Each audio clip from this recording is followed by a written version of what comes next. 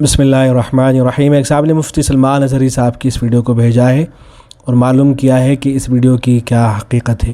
آپ تھوڑا سا اس کو سماعت کر لیں، اس کے بعد میں اس پہ تبصرہ کرتا ہوں۔ ایک بار ایسا بھی ہوا، ابھی میں نے شروع میں کہا تھا، وہ جملہ پھر سے آپ کو دہراتا ہوں۔ میرے عزیزو، مکہ میں ایک دن ایسا بھی آ گیا کہ ایک پتھر کی مورت بولنے لگ گئی، بت بولنے لگ گیا، اور بت کی پجاریوں کے وارے نہیں آ رہے۔ ہوتا ہے نا، کبھی دودھ پی رہا ہے، پانی پی رہا ہے، وہ کوئی بھی کہیں سے پلا رہا ہے، کہیں سے پائپ لگا رہا ہے، لیکن یہ بھی عقیدت سے جڑی ہوئی بات ہے۔ لوگ اس کو بھی پتہ نہیں کیا کیا بناتے ہیں۔ ہاں، بہت سارے جگہ پر ہم نے سنا ہے کہ آج بھی کئی مورت ایسے ہیں جو لڈو بھی کھاتے ہیں، پیڑے بھی کھاتے ہیں۔ مکہ میں ایسا ہوا تھا۔ ارے لڈو نہیں کھا رہی تھی مورتی، دودھ نہیں پی رہی تھی، سیدھے بات کر رہی تھی۔ بات کر رہی ہے، معمولی بات نہیں ہے، پتھر کی مورتی بات کر رہی ہے، اور وہ بھی حضور کے خلاف۔ نعوذ باللہ، حضور کے خلاف بات کر رہی ہے۔ اب پجاریوں کو اس سے بڑا کیا، سب سے بڑی دلیل تھی، جو پوجا کرنے والے تھے سب کو بلایا، آؤ آج ہمارا خدا سچا ثابت ہو گیا۔ سب کو جمع کیا، آؤ دیکھو محمد کی حقیقت ہمارا خدا بتا رہا ہے۔ جو بھی آتا لوگ جمع ہوتے، وہ پتھر بولنے لگتا نبی پاک صلی اللہ علیہ وسلم کی شان کے خلاف۔ معاذ اللہ، حضور کی گستاخی کر رہی تھی، پتھر کی مورت۔ سب آئے۔ اب صحابہ جو تھے، ایمان والے تھے، ان کے دلوں میں بھی یہ بات آئی۔ ایسے کبھی حالات آئے تو نروس ہونے کی ضرورت نہیں۔ سب ڈرے کہ کیا پتھر کی مورت بول کر کے ان کے عقیدوں کو مضبوط کر رہی ہے۔ حضور کے پاس آئے، کہا آقا ایسا ایسا معاملہ آ گیا ہے مکہ میں، آپ کی شان کے خلاف پتھر بات کر رہا ہے۔ حضور نے فرمایا چلو ہم بھی دیکھتے ہیں، چلو ہم بھی چلتے ہیں۔ پھر یہ ہوا کہ نبی اکرم صلی اللہ علیہ وسلم تشریف لے گئے، اور جو بت تھا لوگوں سے جا کے کہا کہ بھئی یہ بول رہا تھا، ذرا سے بولنے لگاؤ۔ تو اب بت خاموش ہو گیا، پتھر کی مورتی وہ کچھ نہیں بول رہی ہے۔ سارے لوگ تماشا دیکھ رہے ہیں کہ ابھی تک تو بول رہا تھا لیکن اب نہیں بول رہا ہے۔ تو خیر اس کے بعد نبی صلی اللہ علیہ وسلم نے پتھر کی مورتی کو اسے جھنجھوڑا، ہاتھ لگایا اور اس سے کہا کہ بول، کیا بول رہا تھا؟ تو بولنے لگی، اور اس مرتبہ اس نے کلمہ پڑھ دیا، نبی اکرم صلی اللہ علیہ وسلم کی گواہی دی۔ تو جتنے بھی لوگ وہاں کھڑے ہوئے تھے سب کو غصہ آیا، اور سب نے وہ جو پتھر کی مورتی تھی اس کو توڑ دیا۔ اس کے بعد نبی اکرم صلی اللہ علیہ وسلم واپس تشریف لائے، تو صحابہ کرام معلوم کرنے لگے کہ آخر یہ سب کیا چکر تھا، کیا تھا۔ تو ایک شخص آئے اور انہوں نے آ کے پھر یہ بتایا، در حقیقت وہ جن تھے آنے والے، تو انہوں نے آ کر یہ بتایا کہ اس سے پہلے جو پتھر کی مورتی کے اندر سے آواز آ رہی تھی تو وہ ایک کافر جن تھا جو آپ کی شان میں گستاخی کر رہا تھا، تو میں نے یا رسول اللہ اس کو قتل کر دیا، اور میں ایک مسلمان جن ہوں۔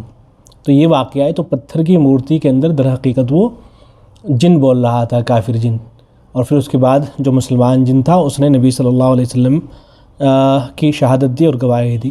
یہ سارا واقعہ ان صاحب نے بیان کیا ہے۔ اصل ہوا یہ ہے کہ اس طرح کے واقعات موجود تو ہیں، لیکن دو تین واقعات کو ملا کر انہوں نے مکس کر دیا ہے۔ کتابوں کے اندر جو واقعات نقل ہوئے ہیں وہ اس طرح سے نہیں ہیں۔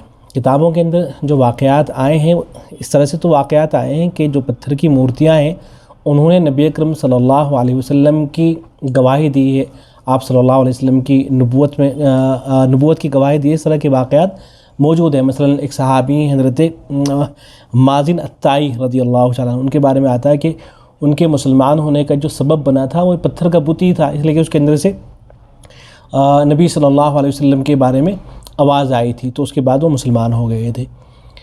تو یہ ایک الگ واقعہ ہے، اور ایک الگ واقعہ ہے، وہ واقعہ اس طرح سے ہے کہ مکہ المکرمہ کی جو پہاڑیاں ہیں ان کے اوپر ایک کافر جن تھا جو مختلف اشعار پڑھ رہا تھا، اور ان اشعار کے اندر وہ نبی اکرم صلی اللہ علیہ وسلم کی ہجو کر رہا تھا، برائی بیان کر رہا تھا۔ تو جو مکے کے لوگ تھے، مکے کے لوگوں نے ان اشعار کو یاد کیا، پھر گنگنانے لگے اور صحابہ کرام کے سامنے ان کو پڑھا کرتے تھے۔ تو پھر اس کے بعد یہ ہوا کہ دوسری آواز سنائی دی، اور اس میں نبی صلی اللہ علیہ وسلم کی شان کو بیان کیا گیا تھا۔ تو پھر بعد میں تحقیق ہوئی، خود نبی صلی اللہ علیہ وسلم نے فرمایا کہ اصل جو پہلے والا جن تھا جو شان میں گستاخی کر رہا تھا وہ ایک کافر تھا، اور جو دوسرا جن تھا وہ ایک مسلمان جن تھا جس نے اس کافر جن کو قتل کر دیا۔ تو یہ ایک الگ واقعہ ہے، ان صاحب نے دو واقعات کو ملا کر ایک کر دیا ہے۔ اب دیکھیں یہ جو واقعہ نقل ہوا ہے، علامہ جلال الدین سیوطی رحمۃ اللہ علیہ کی جو کتاب ہے الخصائص الکبریٰ، اس میں عنوان یہی ہے، ایک گستاخ جن کو عاشق رسول صلی اللہ علیہ وسلم جن نے قتل کیا۔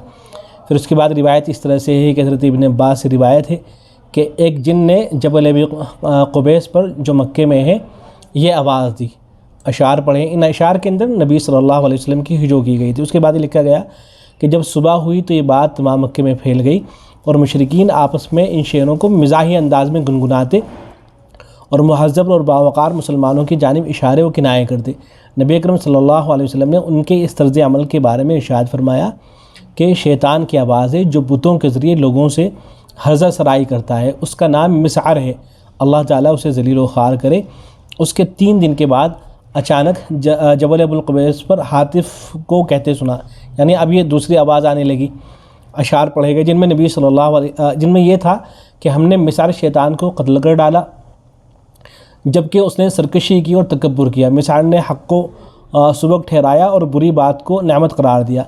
مسعر کو اسی تلوار سے قتل کیا جو بنیادوں کو کھودنے والی ہے۔ مسعر کا قتل اس بنا پر ہے کہ اس نے ہمارے نبی پاک صلی اللہ علیہ وسلم کے ساتھ دشنام ترازی کی۔ اس موقع پر نبی کریم صلی اللہ علیہ وسلم نے ارشاد فرمایا کہ جنات میں وہ عفریت ہے جس کا نام سمحج ہے، اس نے مسعر کو قتل کر دیا۔